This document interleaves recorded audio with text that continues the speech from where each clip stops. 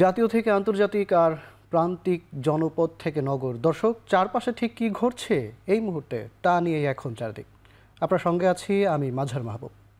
৪৩টি পণ্য ও সেবায় ভ্যাট বাড়ানোয় নেতিবাচক প্রভাব পড়বে না বলে দাবি করেছেন অর্থ উপদেষ্টা ডক্টর সালেহ উদ্দিন আহমেদ। সরকারি ক্রয় সংক্রান্ত উপদেষ্টা পরিষদের বৈঠক শেষে তিনি আরও বলেন, যেসব ক্ষেত্রে ভ্যাট বাড়ানো হয়েছে তাতে জনসাধারণের কোনো সমস্যা হবে না। জানান, ৩ তারকা ও তার ওপরের হোটেলে কর বাড়ানো হয়েছে, সাধারণ ও ছোট হোটেলে বাড়ানো হয়নি। 15% কন্ট্রিবিউশনের ক্যালকুলেশন যখন হয়, প্রত্যেকটা ভ্যাটের স্টেজে যখন ট্যাক্সটা দেয়, আলটিমেটলি কিন্তু সে 15% ভোক্তা দিচ্ছে না, কারণ বাকিগুলোর জন্য সে ইনপুটের জন্য রিবেট পাবে। আমাদের ওয়েটটা ইন্ডিকেটার্সগুলো হলো চাল, ডাল, এইগুলো আপনারা জানেন। আমরা যে সমস্ত জিনিসের দাম বাড়িয়েছি ওগুলোর ভেরি ইনসিগনিফিক্যান্ট পার্ট অফ আমাদের ইনফ্লেশন বাজেটে। শিক্ষার্থীদের দিনভর আন্দোলনের মুখে রাবি ভর্তি পরীক্ষায় সম্পূর্ণভাবে পোষ্যকোটা বাতিলের সিদ্ধান্ত নিয়েছে রাজশাহী বিশ্ববিদ্যালয়ের প্রশাসন। বৃহস্পতিবার রাজশাহী বিশ্ববিদ্যালয়ের প্রশাসন ভবনের সামনে দিনভর অবস্থান নিয়ে বিক্ষোভ করে শিক্ষার্থীরা। সকাল 10টায় প্রশাসন ভবনের গেটে তালা ঝোলানো তারা। এতে অবরুদ্ধ হন রাবি উপাচার্য সহ অন্যান্য কর্মকর্তা কর্মচারীরা। আন্দোলন তীব্রতর হয়ে ওঠে সন্ধ্যা 7টায়। এ সময় মুখোমুখি অবস্থান নেন রাবি প্রশাসন ও আন্দোলনরতরা। দুপক্ষের মধ্যে চলতে থাকে বাকবিতণ্ডা। এক পর্যায়ে ক্ষুব্ধ হয়ে ওঠেন আন্দোলনরত শিক্ষার্থীরা। এক পর্যায়ে শিক্ষার্থীদের দুজন প্রতিনিধির সাথে আলোচনায় বসেন রাবি উপাচার্য অধ্যাপক সালেহ হাসান নকিব। প্রায় আধ ঘন্টার আলোচনা শেষে পোষ্যকোটা বাতিলের সিদ্ধান্ত নেন প্রশাসন। তবে আনুষ্ঠানিক গেজেটের মাধ্যমে সিদ্ধান্ত কার্যকরের ক্ষেত্রে কিছুটা সময় চাওয়া হয়েছে বলে জানান আন্দোলনরত শিক্ষার্থীরা। শর্ত সাপেক্ষে অনশন ভাঙার ঘোষণা দিয়েছে বেসরকারি বিশ্ববিদ্যালয় ইউল্যাবের 2 শিক্ষার্থী। বৃহস্পতিবার রাতে তদন্ত কমিটি গঠনের কথা বলে অনশন ভাঙাতে আসেন বিশ্ববিদ্যালয়টির রেজিস্ট্রার, কিন্তু তদন্ত কমিটিতে শিক্ষার্থী প্রতিনিধি রাখার শর্ত দেয় শিক্ষার্থীরা। তারা বলেন, দুর্নীতিবাজ উপাচার্যের পদত্যাগ এবং আওয়ামী ট্রাস্টি বোর্ড ভেঙে পুনর্গঠন করতে হবে। এই দাবি না মানা পর্যন্ত আন্দোলন চালিয়ে যাওয়ার কথাও বলেন অনশনরত শিক্ষার্থীরা। এতে সব পক্ষের সাথে মধ্যস্থতা করার চেষ্টা করেন বৈষম্য বিরোধী ছাত্র আন্দোলনের মুখ্য সমন্বয়ক আব্দুল হান্নান মাসুদ ও মুখপাত্র ওমামা ফাতিমা। আব্দুল হান্নান মাসুদ বলেন, স্বৈরাচারের দালালরা শিক্ষার্থীদের মধ্যে বিভাজন তৈরির চেষ্টা করে ক্যাম্পাসে অরাজক পরিস্থিতি তৈরির চেষ্টা করছে। শিক্ষার্থীদের যৌক্তিক দাবি আলোচনার মাধ্যমে সমাধানের জন্য সরকারকে এগিয়ে আসার আহ্বান জানান তিনি।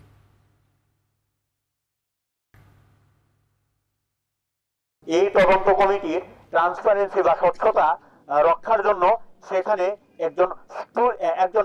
একটি স্টুডেন্ট বডি সেখানে থাকবে। যে অভিযোগগুলো শিক্ষার্থীরা দিয়েছে বিশ্ববিদ্যালয় প্রশাসন এবং ভিসি প্রভিসির বিরুদ্ধে, যেন তারা তদন্ত করে সত্যতা যাচাই করে যেন ব্যবস্থা নিতে পারে। তো সেই জায়গায় একটা প্রক্রিয়ার মধ্যে যাওয়ার জন্য আমরা শিক্ষা উপদেষ্টাকে অনুরোধ করব, একটু অনুরোধও করেছি অলরেডি, যেন উনি একটা তদন্ত কমিটি গঠন করে যেন শিক্ষার্থীদের এই বিষয়গুলো দেখেন। চিকিৎসা অবহেলা ও বাজে আচরণের অভিযোগে বঙ্গবন্ধু মেডিকেল বিশ্ববিদ্যালয়ের পরিচালকের পদত্যাগের দাবি করে বিক্ষোভ করেছে বৈষম্য বিরোধী আন্দোলনে আহতরা। বৃহস্পতিবার সন্ধ্যায় সড়ক অবরোধ করেন তারা। তাদের অভিযোগ, অভ্যুত্থানে আহত ব্যক্তিদের সঙ্গে হাসপাতাল কর্তৃপক্ষ খারাপ আচরণ করছে। পরে বৈষম্য বিরোধী ছাত্র আন্দোলনের সাবেক সমন্বয়ক ও বর্তমানে জাতীয় নাগরিক কমিটির মুখ্য সংগঠক সার্জিস আলম ঘটনাস্থলে গিয়ে তাদের শান্ত করার চেষ্টা করেন। বিএসএমএমইউ পরিচালকের বিরুদ্ধে আনা অভিযোগের সত্যতা পাওয়া গেলে ব্যবস্থা নেওয়ার দাবি জানান তিনি। এরপর আহত ব্যক্তিরা সড়ক ছেড়ে হাসপাতালের ভেতরে যান। এক পর্যায়ে তারা পরিচালকের কক্ষে তালা ঝুলিয়ে দেন। আমার আহত ভাইদের সাথে যার ওইটুকু যৌক্তিক, যেটুকু তাদের দাবি চাওয়া, যেটুকু তারা ডিজার্ভ করে, ওইটুকু যারা করে না আমরা তাদের সঙ্গ দিব না। তাদের যৌক্তিক দাবি যদি হয় এবং এটা যদি আসলে আমরা আমাদের জায়গা থেকে এটাও দেখছি, যদি তার পদত্যাগটাই এই জায়গায় যৌক্তিক হয়, তাহলে আমরা অবশ্যই বলবো যে এরকম একজন মানুষের এই চেয়ারে থাকার দরকার নেই। যে এটা হোল্ড করতে পারবে তেমন একজন মানুষ এই চেয়ারে বসে। 5 জানুয়ারির মধ্যে বাদ পড়া ক্যাডারদের গেজেটভুক্ত করার দাবি জানিয়েছেন 43তম বিসিএসের গেজেট বঞ্চিত প্রার্থীরা। এদিকে জনপ্রশাসন মন্ত্রণালয় জানিয়েছে, গোয়েন্দা প্রতিবেদনে সাময়িকভাবে অনুপযুক্ত 227 জন। বৃহস্পতিবার ঢাকা বিশ্ববিদ্যালয়ের এ দাবি জানান তারা। কয়েক দফা তদন্তের পর গত বছরের 15 অক্টোবর প্রথম গেজেট প্রকাশ করে জনপ্রশাসন মন্ত্রণালয় সেখানে বাদ দেওয়া হয় ৯৯ জনকে। পরবর্তীতে যোগদানের তারিখ ১৭ নভেম্বর থেকে পিছিয়ে ১ জানুয়ারি করা হয়। তবে এবার ৩০ ডিসেম্বর প্রকাশিত দ্বিতীয় গেজেটে ২২২ জনকে বাদ দেওয়া হঠকারী সিদ্ধান্ত না নিয়ে যোগ্যদের অবশ্যই দ্রুত চাকরিতে ফেরানোর দাবি জানান প্রার্থীরা। অন্যদিকে বিকেলে মন্ত্রণালয় থেকে জানানো হয় ২২৭ জনের অনুপযুক্ততা সহ স্বাস্থ্য পরীক্ষায় ৪০ জন অনুপস্থিত ছিল। গোয়েন্দা প্রতিবেদনে অনুপযুক্ত সংক্ষুব্ধরা চাইলে পুনর্বিবেচনার আবেদন করতে পারেন বলেও জানিয়েছে মন্ত্রণালয়। তবে প্রার্থীদের দাবি আর মন্ত্রণালয়ের বাদ পড়ার হিসেবে ৫ জনের গড়মিল রয়েছে। ডিসেম্বর ২০২৪ এসে আমাদের আবার নতুন করে গেজেট দেওয়া হয়, যেখানে যোগদানের তারিখ নির্ধারণ করা হয় ১৫ জানুয়ারি ২০২৫। কিন্তু আমরা অনেকেই যারা এই ১ তারিখে যোগদানের জন্য আমরা সম্পূর্ণ প্রস্তুত এবং আমরা আমাদের পূর্ববর্তী চাকরি ছেড়ে এসেছি, অব্যাহতি দিয়েছি এবং মধ্যবর্তী আর কোনো চাকরির সুযোগ আমরা গ্রহণ করিনি। এই মানুষগুলো এখন আমরা দেখছি যে আমাদের গেজেটে আমাদের আর নাম নেই, আমরা আর যোগদান করতে পারছি না। শৃঙ্খলা ভঙ্গের দায়ে রাজশাহীর সারদা পুলিশ একাডেমিতে প্রশিক্ষণরত পুলিশের আরও ৮ এসআইকে অব্যাহত দেওয়া হয়েছে। বুধবার অব্যাহতিপত্র দেওয়ার পর রাতেই মধ্যেই একাডেমি ছেড়ে যাওয়ার জন্য মৌখিকভাবে নির্দেশনা দেয় পুলিশের একাডেমি। গেল রোববার সন্ধ্যায় মাঠে নির্দেশনা না মেনে উচ্চস্বরে হট্টগোল করার অভিযোগে তাদেরকে কারণ দর্শানোর নোটিশ দেওয়া হয়েছিল। নোটিশে তাদের ৩ কার্যদিবসের মধ্যে ব্যাখ্যা দিতে বলা হয়। পরে ব্যাখ্যায় সন্তুষ্ট না হয় তাদের অব্যাহতির নোটিশ জানানো হয়। সারদা পুলিশ একাডেমির অধ্যক্ষ মাসুদুর রহমান ভূঁইয়ার পক্ষে অব্যাহতিপত্রে স্বাক্ষর করেন একাডেমির পুলিশ সুপার মোহাম্মদ তানভীর সালেহীন। জাতীয় সংসদ নির্বাচন অনুষ্ঠানের জন্য খসড়া ভোটার তালিকা প্রকাশ করেছে নির্বাচন কমিশন। তালিকা অনুযায়ী বর্তমানে মোট ভোটার ১২,৩৬,৮৩,৫১২ জন। ভোটার বেড়েছে প্রায় ১৮.৫ লাখ। সকালে ইসি সচিবালয়ে এই তালিকা প্রকাশ করেন নির্বাচন কমিশনার আবুল ফজল মোহাম্মদ সানাউল্লাহ। তিনি জানান আগামী ২ মার্চ চূড়ান্ত তালিকা প্রকাশ হবে, তবে ২০ জানুয়ারি থেকে শুরু হবে বাড়ি বাড়ি তথ্য যাচাই, যা শেষ হবে ৩০ জুন। বিগত ভোটার তালিকাগুলোর বিতর্ক নিরসন করতে পুরো ভোটার তালিকায় যাচাই করা হবে বলে জানিয়েছেন ইসি সানাউল্লাহ। প্রয়োজনে নির্বাচনের আগে ভোটার তালিকা নিয়ে অধ্যাদেশ জারি করা হবে বলেও জানান তিনি। খসড়া এই তালিকায় পুরুষ ভোটার ৬,৩০,৩০,১০৩ জন এবং নারী ভোটার ৬,৩,৫২,১০৯। এছাড়া প্রবাসী ভোটার হিসেবে নিবন্ধন করা হয়েছে ১৩,১৫১ জনকে। বাই ডিফল্ট সবার তথ্য যাচাই হচ্ছে। আজকে যখন আমরা খসড়া প্রকাশ করছি মানে একজনের তথ্য আমরা লুকাচ্ছি না, সবার তথ্য প্রকাশ্যে আছে।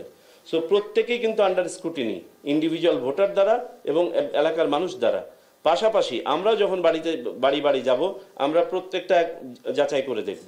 আমাদের ধারণা ইনশাল্লাহ আমরা যদি দ্রুততার সাথে কাজ করি ৩০শে জুনের মধ্যে আমরা এটা সম্পন্ন করতে পারবো। নিজের জন্য নয়, জনস্বার্থে কাজ করার আহ্বান জানিয়েছেন প্রধান উপদেষ্টা ডক্টর মোহাম্মদ ইউনূস। সকালে রাজধানীর মানিক মিয়া এভিনিউয়ে জাতীয় সমাজ সেবা দিবস উপলক্ষে ওয়াকাথন ও সমাজসেবা সম্মেলনের উদ্বোধনী অনুষ্ঠানে কথা বলেন তিনি। এ সময় তিনি বলেন, সরকারের চেয়ে ব্যক্তির ক্ষমতা বেশি আর মানুষের ব্যক্তিসত্তা জাগ্রত হলে সব সমস্যার সমাধান সম্ভব। জনস্বার্থে ব্যবসা করা উচিত এবং সামাজিক ব্যবসার মাধ্যমে পরের স্বার্থ রক্ষাও আহ্বান জানান তিনি। ডক্টর ইউনূস আরও বলেন, দেশের জনগণকে মনে করিয়ে দিতে হবে সমাজের সেবা করো শুধু মন্ত্রণালয়ের কাজ নয়, এটা দেশের সবার কাজ।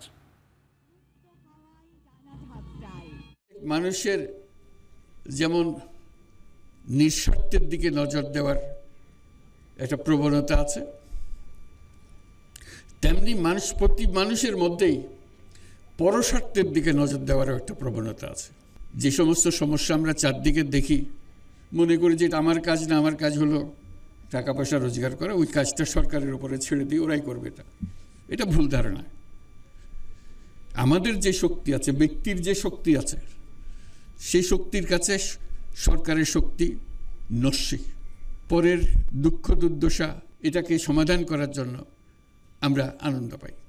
সেই কারণে আমরা উৎসাহিত করি সবাইকে, যাতে এই ব্যবসা, যে পরের স্বার্থে ব্যবসা, যেটাকে আমরা সামাজিক ব্যবসা বলি, সেই ব্যবসাতে উৎসাহিত হয়। এবং এখন হচ্ছে, মানুষ আস্তে আস্তে এটা বুঝছে, বিশেষ করে তরুণদের মধ্যে এটা আছে। দেশপ্রেমিক প্রসঙ্গে জামায়াতে ইসলামীর আমিরের বক্তব্যের তীব্র সমালোচনা করলেন বিএনপির সিনিয়র যুগ্ম মহাসচিব রুহুল কবির রিজভী। সকালে সিলেটে হুমায়ুন রশিদ চত্বরে আমরা বিএনপি পরিবার কর্মসূচির অনুষ্ঠানে বক্তব্য রাখেন তিনি। এ সময় তিনি প্রশ্ন করেন, ৭১ জামায়াতে ইসলামের ভূমিকা কি ছিল। একটি রাজনৈতিক দল আমি দেখলাম, এটা আমার কাছে বিস্ময় লেগেছে, যে দেশপ্রেমিক তারা আর সেনাবাহিনী দেশপ্রেমিক নিঃসন্দেহে। আমি সেই রাজনৈতিক দলকে বলতে চাই, ইসলামপন্থী সেই রাজনৈতিক দল, যে আপনাদের ৭১-এর ভূমিকা কি ছিল? আপনারা কোন সেক্টরে যুদ্ধ করেছেন? আপনারা কোন সেক্টর কমান্ডারের আন্ডারে যুদ্ধ করেছেন? বাংলাদেশে কেউ দেশপ্রেমিক নেই, শুধু একটি রাজনৈতিক দল দেশপ্রেমিক। এই ধরনের বিভ্রান্তির আপনারা তৈরি করলে মানুষ হাসবে, মানুষ হাসি ছাড়া আর কিছু নেবে না। আওয়ামী লীগ সরকারের দুর্নীতির কারণে ২০২৭ সালে বিদ্যুৎ ও জ্বালানি খাতে ভয়াবহ সংকট তৈরি হবে। দুপুরে গুলশানের চেয়ারপারসনের অফিসে সংবাদ সম্মেলনে একথা বলেন দলটির স্থায়ী কমিটির সদস্য ইকবাল হাসান মাহমুদ টুকু। এ সময় দলটির মহাসচিব মির্জা ফখরুল ইসলাম আলমগীর বলেন, বিএনপি ক্ষমতা এলে বিদ্যুৎ জ্বালানি সহ সব প্রকল্প রিভিউ করে পদক্ষেপ নেওয়া হবে। এই রাজনৈতিক তর্ক বিতর্কে আপনার আওয়ামী লীগের যে দুর্বৃত্তায়ন, তাদের যে চুরি, তাদের যে আপনার লুটপাট, এটা কিন্তু আপনার নিচে পড়ে যাচ্ছে। বিদ্যুৎ খাতে যে দুর্নীতি হয়েছে এই বিষয়টা খুব ডিটেইলস আমাদের জাতীয় স্থায়ী কমিটির সদস্য শ্বেতপত্র প্রকাশের ব্যাপারটাতেও একটু আকর্ষণীয় হবে। ক্যাপাসিটি চার্জের শীর্ষ 5টি কোম্পানি সামিট নিয়েছে 10,623 কোটি টাকা, অ্যাগ্রো ইন্টারন্যাশনাল নিয়েছে 7,932 কোটি টাকা, আর্দা পাওয়ার হোল্ডিংস নিয়েছে 7,523 কোটি টাকা, ইউনাইটেড গ্রুপ নিয়েছে 6,575 কোটি টাকা, আর আরপিসিএল নিয়েছে 5,117 কোটি টাকা। সাবেক প্রধান বিচারপতি এস.কে. সিনহাকে দেশে ফিরে আনার দাবি জানিয়েছেন সুপ্রিম কোর্টের আইনজীবী সমিতির সভাপতি ব্যারিস্টার মাহবুব উদ্দিন খোকন। বৃহস্পতিবার হাইকোর্টে সাংবাদিকদের সঙ্গে আলাপকালে কথা বলেন এই সিনিয়র আইনজীবী। এ সময় তিনি বলেন, তারেক রহমানকে শাস্তি না দেওয়ার কারণে বিচারককে দেশ ছাড়তে বাধ্য করেছিল আওয়ামী লীগ সরকার। এসব ঘটনায় জড়িত সাবেক আইনমন্ত্রী আনিসুল হক সহ সংশ্লিষ্টদের শাস্তিও দাবি করেন খোকন। এক প্রশ্নের জবাবে বিএনপির এই যুগ্ম মহাসচিব বলেন, শারীরিকভাবে সুস্থ না থাকায় বিএনপি চেয়ারপারসন খালেদা জিয়ার বিদেশ যাত্রা দেরি হচ্ছে। শহীদ প্রেসিডেন্ট জিয়া রহমানের সন্তান, সাবেক প্রধানমন্ত্রী বেগম খালেদার সন্তান, রাজনীতির উত্তরসূরি, তাকে জনসমক্ষে হ্যাঁ প্রতিপন্ন করার জন্য মানি লন্ডারির মতন এত জঘন্য অপরাধে তাকে জড়িত করা হলো। তৎকালীন রাষ্ট্রপতি, সরকার প্রধান এবং অন্যান্য যারা জড়িত ছিল, এবং গোয়েন্দা সংস্থার লোকজন, আইন শৃঙ্খলা বাহিনী, তাদের তদন্ত করা উচিত আমি মনে করি। রাষ্ট্রদ্রোহ মামলায় সম্মিলিত জাগরণ জোটের মুখপাত্র চিন্ময় কৃষ্ণ দাসের জামিন নামঞ্জুর করেছেন আদালত। এ নিয়ে দ্বিতীয় দফায় জামিন নামঞ্জুর হলো চিন্ময়ের। উভয় পক্ষের শুনানি শেষে সকাল 11:30টায় এই আদেশ দেন মহানগর দায়রা জজের বিচারক সাইফুল ইসলাম। রায়ের পর চট্টগ্রাম আদালতে মিছিল করেন আইনজীবীরা। এই সময় চিন্ময় কৃষ্ণের উপযুক্ত শাস্তি, আলিফ হত্যায় জড়িতদের গ্রেপ্তার এবং এই হত্যা মামলা দ্রুত বিচার ট্রাইব্যুনালে নেয়ার দাবি জানান। আদেশে অসন্তোষ প্রকাশ করে উচ্চ আদালতে যাওয়ার ঘোষণা দেন আসামি পক্ষের আইনজীবীরা। আজ নিরাপত্তা বিবেচনায় চিন্ময় কৃষ্ণকে আদালতে হাজির করা হয়নি।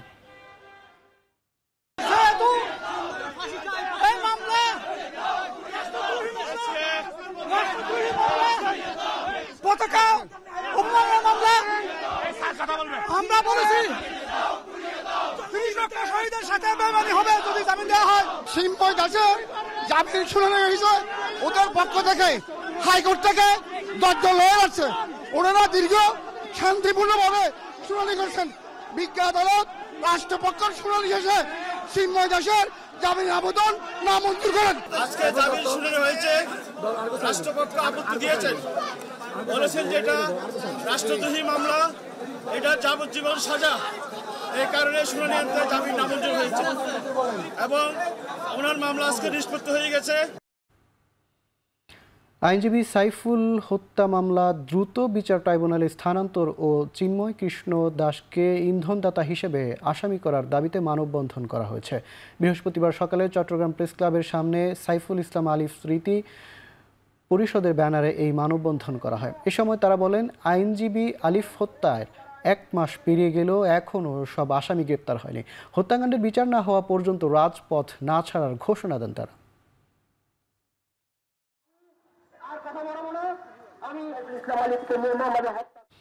5 আগস্ট রাজশাহী সিটি কর্পোরেশনের ক্ষতিগ্রস্ত ভবন সংস্কারে অনিয়মের অভিযোগে নগর ভবনে অভিযান চালিয়েছে দুদক। দুপুরে দুদকের সহকারী পরিচালক আমির হোসাইনের নেতৃত্বে এই অভিযান পরিচালিত হয়। এ সময় সিটি কর্পোরেশনের পুড়িয়ে ফেলা মেয়রের দপ্তর, ভবনের বিভিন্ন শাখার ক্ষতিগ্রস্ত মালামাল ও ভবনের বিভিন্ন স্থান পর্যবেক্ষণ করে দুদক। একই সাথে চলমান সংস্কার কাজ পরিদর্শন ও নথিপত্র সংগ্রহ করা হয়।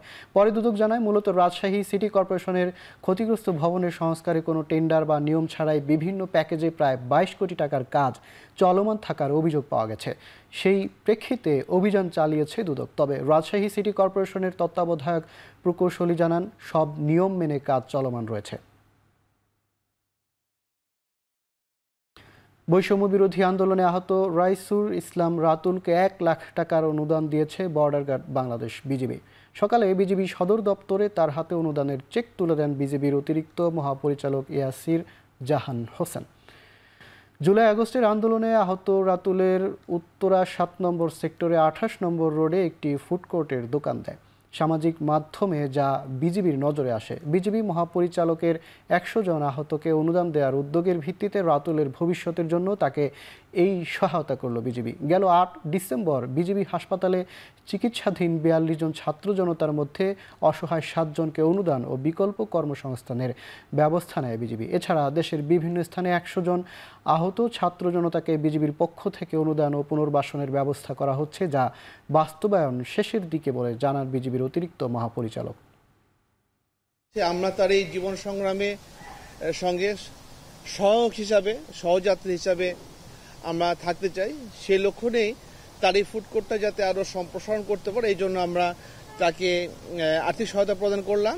আমাদের এই কার্যক্রমটা হয়তো এই সপ্তাহের মধ্যে যে মহাপরিচালক মহোদয় প্রতিষ্ঠিত যে 100 জনকে সহায়তা করার উদ্যোগটা শেষ হবে। পৌষের মাঝামাঝি রাজধানীতে বেড়েছে শীতের তীব্রতা। চলতি মাসে 3 থেকে 4টি শৈত্যপ্রবাহের ইঙ্গিত আবহাওয়া অধিদপ্তরের।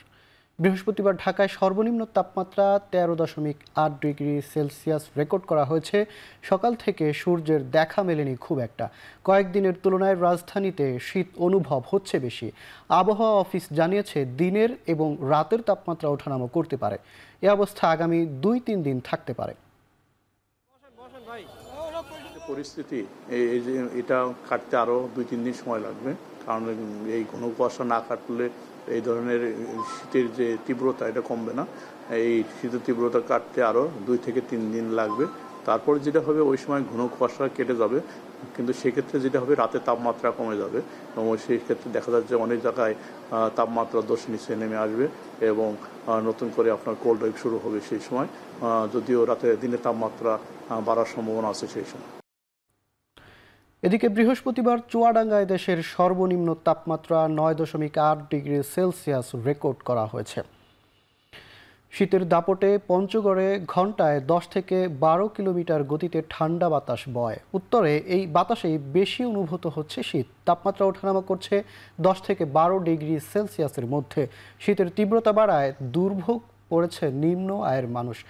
খড়কুটো জ্বালিয়ে অনেকেই শীত নিবারণের চেষ্টা করছেন। কয়দিন ধরে কুয়াশা ছাড়ে না, রাস্তাঘাট দেখা যায় না, গাড়িগুলা লাইট ধরে।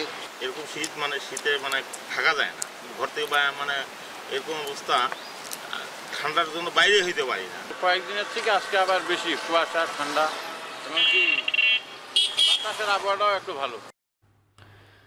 যুবদল নেতা হত্যার ঘটনায় ইসলামী ছাত্র শিবিরকে জড়িয়ে মিথ্যা প্রোপাগান্ডা ছড়ানো হচ্ছে বলে দাবি করেছে বরগুনা জেলা জামায়াতে ইসলামী। বৃহস্পতিবার সন্ধ্যায় জেলার প্রেস ক্লাবের সংবাদ সম্মেলনে দলের নেতৃবৃন্দ বলেন, এই ঘটনার শিবিরের কোনো সম্পৃক্ততা নেই। জাতীয়তাবাদী দলের নেতৃবৃন্দের দৃষ্টি আকর্ষণ করে স্বৈরাচারী শক্তি যেন কোনো সুযোগকে কাজে লাগিয়ে জাতীয় ঐক্য নষ্ট করতে না পারে সে বিষয়কে সকলকে সতর্ক থাকার আহ্বান জানিয়েছে বরগুনা জেলা জামায়াত ইসলামীর আমির। এ সময় জামায়াত ইসলামী বরগুনা শাখার আমির অধ্যাপক মৌলানা মহিবুল্লাহ হারুন সহ নেতাকর্মীরা উপস্থিত ছিলেন।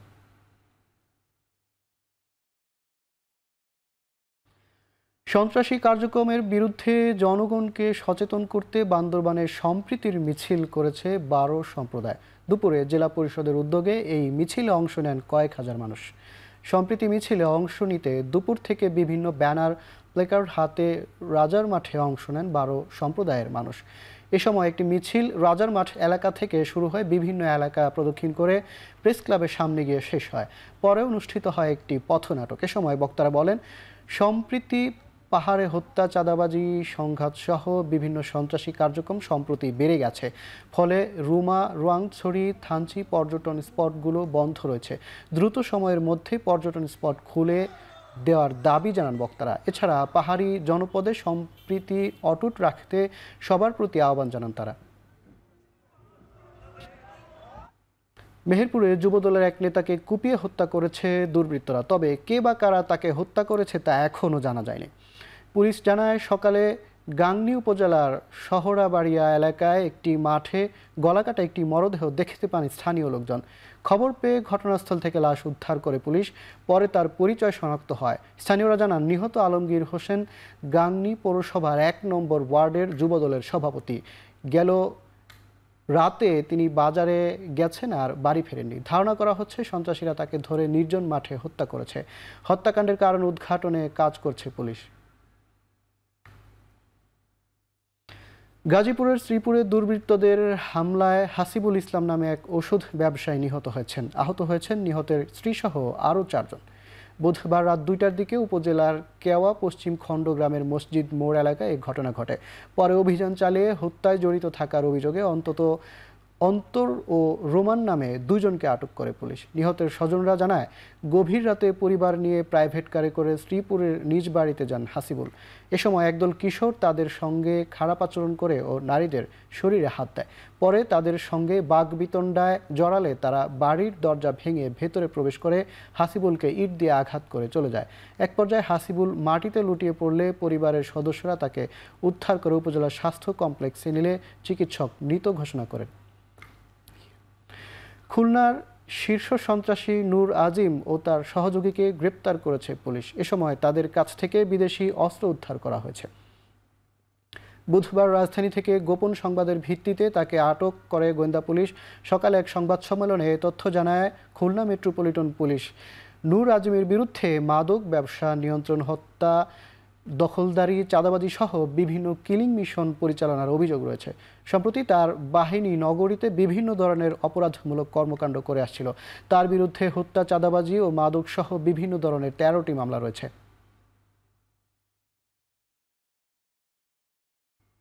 নানা আয়োজনের মধ্য দিয়ে সারা দেশে পালিত হচ্ছে জাতীয় সমাজ সেবা দিবস। নেই পাশে কেউ, যার সমাজ সেবা আছে তার, এই প্রতিপাদ্য সামনে রেখে পালিত হচ্ছে দিনটি। সকালে রাজশাহী নগরীর সমাজ সেবা কমপ্লেক্সে বেলুন ও পায়রা উড়িয়ে আয়োজনের উদ্বোধন করা হয়। পরে সেখান থেকে র্যালিতে অংশ নেন সমাজ সেবা অধিদপ্তরের কর্মকর্তা কর্মচারীরা।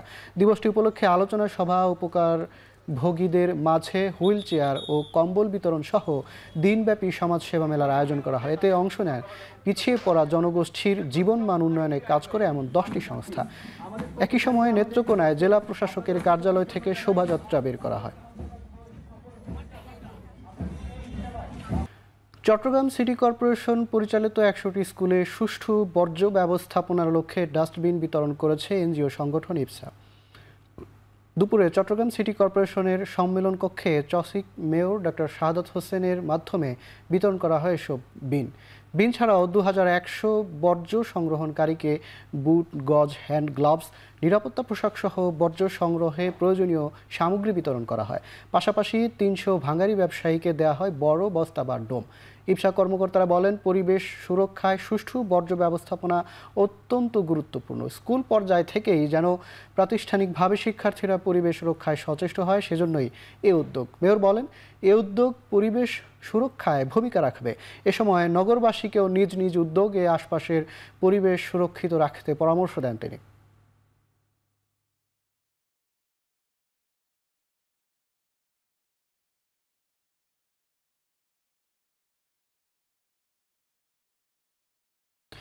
ডাকসু নিয়ে সব ধরনের ষড়যন্ত্র রুখে দিতে মধ্যরাতে ঢাবি ভিসির বাসভবনের সামনে বিক্ষোভ করছে শিক্ষার্থীরা। সেখানে আছেন সহকর্মী আসিফ ইকবাল, সরাসরি যুক্ত হচ্ছি তার সঙ্গে। আসিফ, কি দাবিতে বিক্ষোভ করছেন শিক্ষার্থীরা?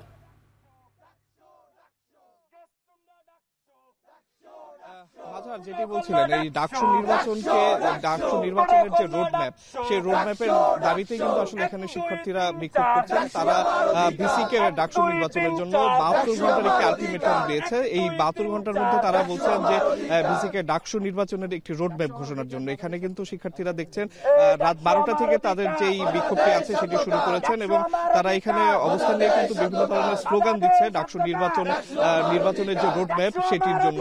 এবং তারা যদি বলতে চেষ্টা করছেন তাদের স্লোগানে যে ডাকসুটি কিন্তু শিক্ষার্থীদের অধিকার, সেই অধিকারটি তারা খুব শীঘ্রই ফিরে পেতে চান এবং ডাকসু নির্বাচনের মাধ্যমে কিন্তু একটি নেতৃত্ব তারা চান। তারা বলছেন যে ডাকসু নির্বাচন নিয়ে বিভিন্ন ষড়যন্ত্র হচ্ছে, সেই ষড়যন্ত্র মোকাবেলা করতে ভিসিকে অর্থাৎ উপাচার্যকে শিরদাঁড় শক্ত করে কঠিন পদক্ষেপ নেওয়ার কথা তারা বলছেন। তারা বলছেন যে ডাকসু নির্বাচনটি সঠিক সময় দেওয়ার মাধ্যমে তাদের যে অধিকারটি আছে সেই অধিকারটিকে আসলে তাদেরকে ফেরত দেওয়া। মাঝার আপনাকে যদি একটু বলে রাখি যে আজকে কিন্তু সন্ধ্যায় ঢাকা বিশ্ববিদ্যালয়ের যে সর্বোচ্চ নীতি নির্ধারণী যে সভাটি আছে, সিন্ডিকেট সভা, সেখানে কিন্তু আসলে ছাত্র দলের সাথে কিন্তু আসলে ভিসি এবং অন্যান্য সাধারণ ছাত্রদের একটি বাকবিতণ্ডার মতো হয়। কারণ ছাত্র দলের পক্ষ থেকে বলা হয় যে ডাকসু নির্বাচন নিয়ে আপাতত কোনো কথা বা নির্বাচন নিয়ে কোনো রোডম্যাপ আপাতত যেন না দেওয়া হয়। তারা বলছিলেন যে পরবর্তীতে এই নিয়ে যেন কথা বলা হয়। কিন্তু শিক্ষার্থীরা, সাধারণ শিক্ষার্থীদের ব্যানারে এই আন্দোলনকারীরা, এই শিক্ষার্থীরা বলছেন যে ডাকসু নির্বাচনটি তাদের অধিকার এবং এটি যত শীঘ্রই সম্ভব এই নির্বাচনটি দিয়ে বা নির্বাচনের রোডম্যাপ দিয়ে কিন্তু তাদের যে অধিকারটি আছে সেই অধিকারটি তাদের ফেরত দেওয়া হোক। এই নির্বাচন দিতে যত ধরনের ষড়যন্ত্র, তাদের ভাষায় যে ষড়যন্ত্র বা যত ধরনের টালবাহানা হচ্ছে, এটি যেন না হয়, নির্বাচনটি যেন খুব দ্রুতই দিয়ে দেওয়া হয়। এখানে আপনারা দেখছেন যে শিক্ষার্থীরা কিন্তু বিভিন্ন ধরনের স্লোগান দিচ্ছে এবং তাদের যে দাবি দাওয়াগুলো আছে সেগুলো উপস্থাপন করার চেষ্টা করছেন। তারা একটু আগে কিন্তু ব্রিফ করেছেন, ব্রিফে কিন্তু তারা আসলে ভিসিকে 72 ঘন্টার একটি সময় বেঁধে দিয়েছেন, যে সময়ের মধ্যে তারা বলছেন যেন ডাকসু নির্বাচনের একটি রূপরেখা অর্থাৎ একটি রোডম্যাপ যেন দেওয়া হয় এবং সেই রোডম্যাপ অনুযায়ী যেন খুব দ্রুতই ডাকসু নির্বাচনটি দিয়ে দেওয়া হয়। এখানে কিন্তু আপনারা দেখছেন যে শিক্ষার্থীরা জড়ো হয়ে কিন্তু বিভিন্ন ধরনের স্লোগান দিচ্ছেন এবং তাদের দাবি দাওয়াটি আসলে উপস্থাপন করার চেষ্টা করছেন যে কি যেন সঠিক সময় এবং খুব দ্রুততার সঙ্গে ডাকসু নির্বাচনটি দিয়ে তাদের যে ন্যায্য, তাদের যে দাবি দাওয়াটি সেটি যেন পূরণ করা হয়। আমরা দেখছি শিক্ষার্থীরা এখানে কিন্তু সংবাদকর্মীদের সাথে কথা বলছেন এবং সংবাদকর্মীদের বিভিন্ন প্রশ্নের কিন্তু জবাব দিচ্ছেন। আমরা একটু শুনতে চাই আসলে শিক্ষার্থীরা কি বলতে চাচ্ছেন। আমরা একটু যুক্ত হচ্ছি সেখানে। হবে কিন্তু ঢাকা বিশ্ববিদ্যালয়ের শিক্ষার্থীরা আশা করেছিল এই নতুন বাংলাদেশের প্রথম ছাত্র সংসদ নির্বাচন হবে এই ডাকসুর মাধ্যমে। কিন্তু আমাদের অত্যন্ত দুঃখ এবং পরিতাপের বিষয় যে এখনো ঢাকা বিশ্ববিদ্যালয় প্রশাসন আমাদের সামনে রোডম্যাপ ঘোষণা করতে পারেনি। এর অন্যতম কারণ হিসেবে মনে করি নির্দিষ্ট কোনো ছাত্র সংগঠন কর্তৃক এই প্রশাসনকে চাপ দেওয়া, এবং তার একটা প্রমাণ আমরা কিছুক্ষণ আগে কিন্তু দেখেছি। আমরা এর তীব্র নিন্দা এবং প্রতিবাদ জানিয়ে এই মিছিল শুরু করেছি এবং 72 ঘন্টার আলটিমেটাম কিন্তু আমরা প্রশাসনের সামনে বেঁধে দিয়েছি। কারণ এই ডাকসুর যদি রোডম্যাপ দ্রুত ঘোষণা না করা হয় তাহলে কিন্তু অনেক ছাত্র সংগঠন এই সাধারণ শিক্ষার্থীদের উপর যে কর্তৃত্ববাদী আচরণ তারা কিন্তু সেটা প্রকাশ করতে থাকবে এবং ঠিক ছাত্রলীগের যে আগের কায়দা ছিল সেটি কিন্তু তারা বিভিন্ন জায়গায় অনুসরণ করছে। আমরা চাই না যে দানব ছাত্রলীগ এখান থেকে বিদায় নিয়েছে তাদের যে কালচার সেটি আবার এখানে ফেরত আসুক। ধন্যবাদ। এই 72 ঘন্টার মধ্যে যদি আমাদের দাবি মেনে না নেওয়া হয় তাহলে কঠোর থেকে কঠোরতর আন্দোলনে আমরা যাব। ধন্যবাদ। মাঝার, যেটি আসলে এখানকার আন্দোলনে যারা ছিলেন তারা কিন্তু আসলে সেই একই কথাটি বলছেন যে তারা কিন্তু আসলে ভিসি মহোদয়কে, মানে ঢাকা বিশ্ববিদ্যালয়ের ভিসি যিনি আছেন তাকে কিন্তু 72 ঘন্টার একটি আলটিমেটাম দিয়েছেন নির্বাচনের, ডাকসু নির্বাচনের রোডম্যাপটি দেওয়ার জন্য, এবং যত দ্রুত সম্ভব ডাকসু নির্বাচনটি কিন্তু আসলে তারা নির্বাচনের দাবি করছে, এবং এখানে কিন্তু তারা এখনো অবস্থানটি ধরে রেখেছেন, এবং আমরা যতদূর জেনেছি তারা আরো কিছুক্ষণ এখানে থাকবেন, এবং তাদের যে দাবি সেই দাবির পক্ষে তারা আসলে হয়তো আরো মিছিল করতে পারে। তো ঢাকা বিশ্ববিদ্যালয় এলাকা থেকে এই ছিল আমার কাছে সর্বশেষ। মাঝার। দর্শক, আমরা দেখছিলাম ঢাকা বিশ্ববিদ্যালয় ভিসির বাসভবনের সামনে শিক্ষার্থীরা আন্দোলন করছেন ডাকসু নির্বাচনের রূপরেখার দাবিতে। সেই খবর সরাসরি জানাচ্ছিলেন সহকর্মী আসিফ ইকবাল। বরিশালে প্রিপেইড মিটার স্থাপন বন্ধ করা সহ 3 দফা দাবিতে সমাবেশ ও স্মারকলিপি জমা দিয়েছে বিদ্যুৎ গ্রাহক ঐক্য পরিষদ। বেলা 11টায় নগরীর সদর রোডের আশ্বিনী কুমার হলের সামনে প্রিপেইড মিটার স্থাপন বন্ধ করার দাবি জানিয়ে সমাবেশ করে বিদ্যুৎ গ্রাহক ঐক্য পরিষদ। এ সময় বিদ্যুৎ বিল থেকে ডিমান্ড চার্জ বাতিল এবং বিদ্যুতের মূল্য সকল স্ল্যাবে অ্যাকুরেটে আনার দাবি জানান বক্তারা। সমাবেশ শেষে র্যালি করে বরিশালের জেলা প্রশাসকের মাধ্যমে বিদ্যুৎ উপদেষ্টা বরাবর স্মারকলিপি প্রদান করা হয়। সমাবেশে বিদ্যুৎ গ্রাহক ঐক্য পরিষদের সদস্যসহ নগরীর সর্বস্তরের মানুষ উপস্থিত ছিলেন।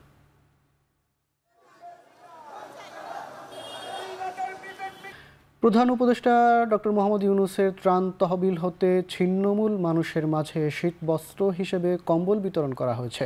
বৃহস্পতিবার রাতে টাঙ্গাইল হাসপাতাল প্রাঙ্গণ এলাকায় কম্বল বিতরণ করেন জেলা প্রশাসক শরীফা হক। এ সময় 320 জন অসহায় মানুষের মাঝে শীতবস্ত্র বিতরণ করা হয়।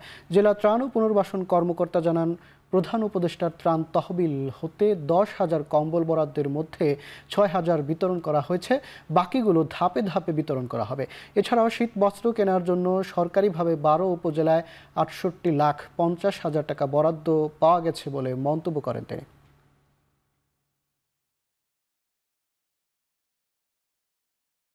ওয়ালটন সদর দপ্তরের নতুন মডেলের ডুয়াল ব্যান্ড রাউটার উদ্বোধন করলেন বিটিআরসি চেয়ারম্যান।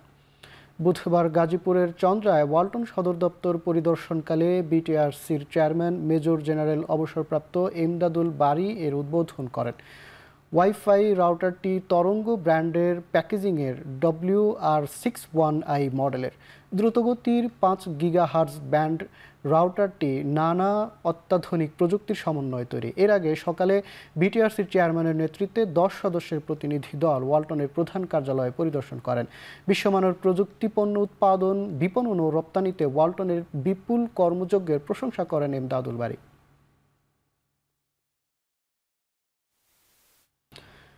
যুক্তরাজ্যের লুইজিয়ানা অঙ্গরাজ্যের নিউ অরলিন্সে বর্ষবরণ উদযাপনের ভিড়ে ট্রাক নিয়ে ভয়াবহ হামলায় সন্দেহভাজন ব্যক্তি সহ অন্তত 15 জন নিহত এবং 35 জন আহত হয়েছেন। যদিও পুলিশের ধারণা এই হামলায় একাধিক ব্যক্তির সম্পৃক্ততা ছিল। হামলাকারী ইসলামিক স্টেটের মতো সংগঠন থেকে এই ধরনের হামলার উস্কানি পেয়ে থাকতে পারে বলে মন্তব্য করেছেন বিদায়ী মার্কিন প্রেসিডেন্ট জো বাইডেন। নিহত ওই হামলাকারীর নাম শামসুদ্দিন জব্বার বলে জানিয়েছে মার্কিন আইন প্রয়োগকারী সংস্থাগুলো। তিনি টেক্সাসে বসবাসকারী মার্কিন নাগরিক। পেন্টাগন জানিয়েছে তিনি 2007 সাল থেকে সেনাবাহিনীতে কর্মরত ছিলেন। 2020 সালে তিনি আর্মি রিজার্ভ থেকে পদত্যাগ করেছিলেন। স্থানীয় সময় বুধবার রাত 3:15 নিউ অরলিন্সের বারবন স্ট্রিটে চালানো হামলায় ব্যবহার করা গাড়িটিতে আইসিসের পতাকা পাওয়ার দাবি করেছে পুলিশ। ইতিমধ্যে এই ঘটনাকে সন্ত্রাসী কর্মকাণ্ড আখ্যা দিয়ে তদন্ত শুরু করেছে FBI।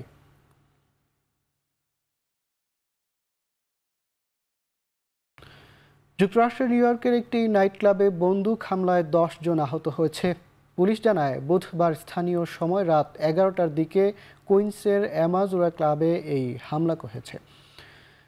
ফক্স নিউজকে নিউ ইয়র্ক পুলিশ ডিপার্টমেন্ট আরও বলছে, নতুন বছরের প্রথম দিন উপলক্ষে জ্যামাইকা নিউবারহুডের ক্লাবটিতে ভিড় বেশি ছিল। স্থানীয় সময় রাত 11:15টার দিকে ওই ক্লাবের বাইরে 16 থেকে 20 বছর বয়সী একদল তরুণকে দাঁড়িয়ে থাকতে দেখে প্রত্যক্ষদর্শীরা। আচমকা এই দলটির একটি টেরে এসে এলোপাতাড়ি গুলি চালায় 3 দুর্বৃত্ত। হামলার পর ঘটনাস্থল থেকে 30টি গুলির খোসা উদ্ধার করে এনওয়াইপিডি। এ সময় ক্লাবের ভেতরে অন্তত 90 জন অতিথি ছিলেন বলে জানাচ্ছেন তদন্তকারী কর্মকর্তা। হামলার পরদিন বৃহস্পতিবার সংবাদ সম্মেলনে নিউ ইয়র্ক পুলিশ ডিপার্টমেন্ট জানায় ওই 3 দুর্বৃত্তকে খুঁজে বের করতে স্টেট জুড়ে চিরুনি অভিযান চালানো হচ্ছে।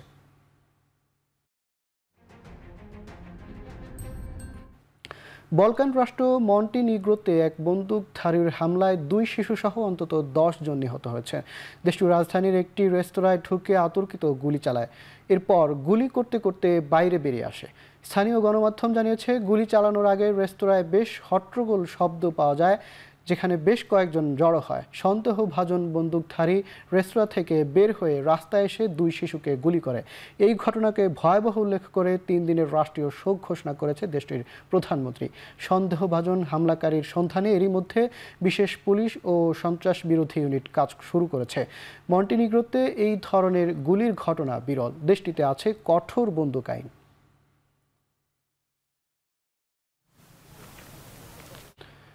যুক্তরাষ্ট্র থেকে হন্ডুরাসের অভিবাসীদের বিতাড়িত করা হলে মধ্য আমেরিকার দেশটি থেকে সরিয়ে নিতে হবে মার্কিন ঘাঁটি। জাতির উদ্দেশ্যে ভাষণে এমন হুঁশিয়ারি দিয়েছেন হন্ডুরাসের প্রেসিডেন্ট শিউমারা কাস্কো। জানান, ওয়াশিংটন বিপুল সংখ্যক অভিবাসী প্রত্যাবাসনের মতো শত্রুভাবাপন্ন পদক্ষেপ নিলে সামরিক ক্ষেত্রে সহায়তার বিষয়ে নীতি বদলে বাধ্য হতে হবে তা সরকার। এ সময় তিনি অভিযোগ করেন, কয়েক দশক ধরে হন্ডুরাসে বিনামূল্যে সামরিক ঘাঁটি পরিচালনা করছে যুক্তরাষ্ট্র। ট্রাম্প প্রশাসন অভিবাসী বিতাড়িতদের সিদ্ধান্ত থেকে সরে এসে বন্ধুত্বপূর্ণ সম্পর্ক স্থাপন করবে বলেও আশা প্রকাশ করেন কাস্ট্রো।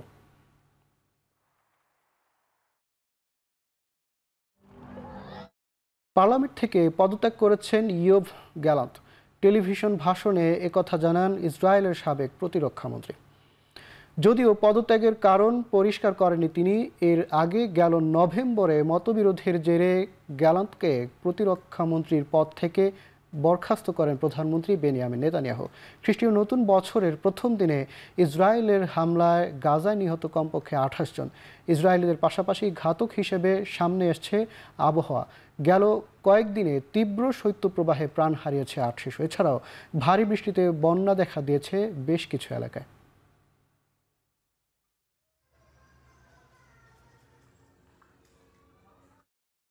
মার্কিন ধনকুবের ইলন মাস্কের মালিকানাধীন টেসলা সাইবার ট্রাকে আগুন লেগে বিস্ফোরণে একজন মারা গেছেন। আহত হয়েছেন অন্তত আরও 7 জন। লাস ভেগাসে নবনির্বাচিত মার্কিন প্রেসিডেন্ট ডোনাল্ড ট্রাম্পের মালিকানাধীন ট্রাম্প ইন্টারন্যাশনাল হোটেলের সামনে ঘটনা ঘটে। স্থানীয় পুলিশ জানায়, হোটেলের সামনে একটি সাইবার ট্রাক থেকে ধোঁয়া বের হতে থাকে। এর কিছু সময় পর এটি বিস্ফোরিত হয়। ঘটনাস্থলেই মারা যান গাড়িটির চালক। টেসলা প্রধান ইলন মাস্কের দাবি, খুব বড় আতশবাজি বা বোমার আঘাতে বিস্ফোরণ ঘটেছে। গাড়িতে কোনো ধরনের ত্রুটি ছিল না। তবে মাস্কের এমন দাবির পেছনে এখনও কোনো সত্যতা বা প্রমাণ পায়নি লাস ভেগাস পুলিশ।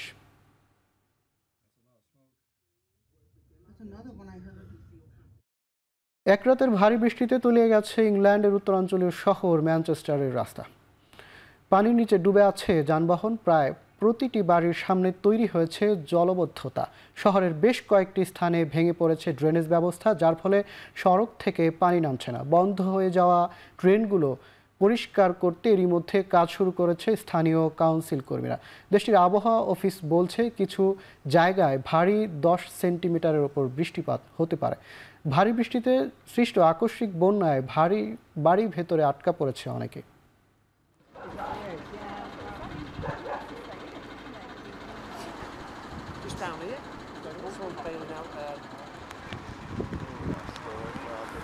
ঢাকা ক্যাপিটালসের বিপক্ষে 19 রানে 7 উইকেট নিয়ে বিপিএলে ইতিহাস গড়েছেন তাসকিন আহমেদ, হয়েছেন ম্যাচ সেরা। আর এমন পারফরম্যান্সের পর এই গতি তারকা প্রশংসা করলেন স্পোর্টিং উইকেটের।